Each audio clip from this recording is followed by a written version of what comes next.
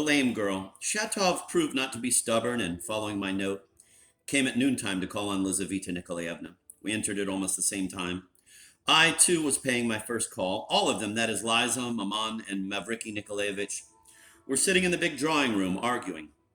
Maman had requested that Liza play some waltz for her on the piano, and when she began the requested waltz, started insisting that it was the wrong one. Mavriky Nikolaevich, in his simplicity, interceded for Liza and insisted that it was the right one.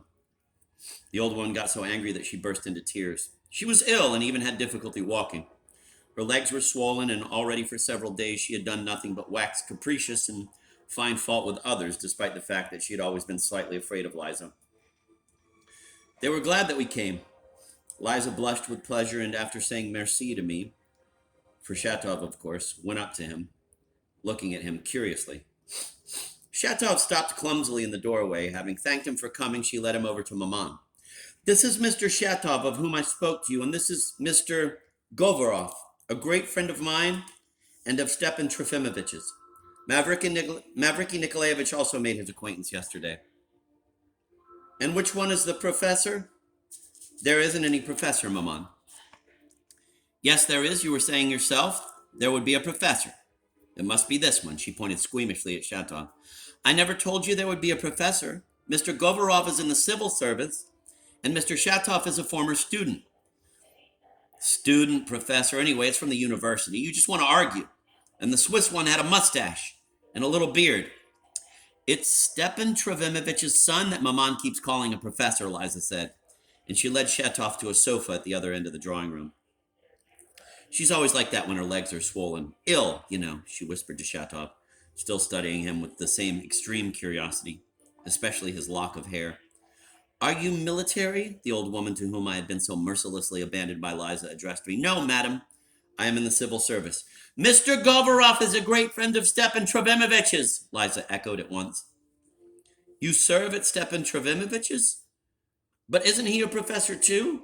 Ah, Maman, you must even dream about professors in your sleep, Liza cried in vexation. There are quite enough of them in reality, and you are eternally contradicting your mother. Were you here when Nikolai Vsevolatovich came 4 years ago? I replied that I was. And was there some Englishman here with you? No, there wasn't.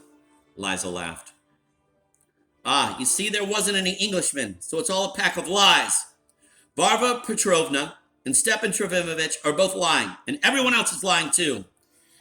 That's because yesterday Auntie and Stepan Trofimovich found some resemblance between Nikolai Vsevolatovich and Prince Harry from Shakespeare's Henry IV. And in answer to that, Maman says there was no Englishman, Liza explained to us. If there was no Harry, then there was no Englishman either. Nikolai Vsevolatovich was playing pranks all by himself. I assure you that Maman does it on purpose, Liza found it necessary to explain to Shatov. She knows perfectly well about Shakespeare. I myself read her the first act of Othello, but she's suffering very much now. Maman, do you hear? It's striking 12. Time for you to take your medicine. The doctor is here. A chambermaid appeared in the doorway. The old woman raised herself and began calling her dog. Zamurka! Zamurka, you come with me at least.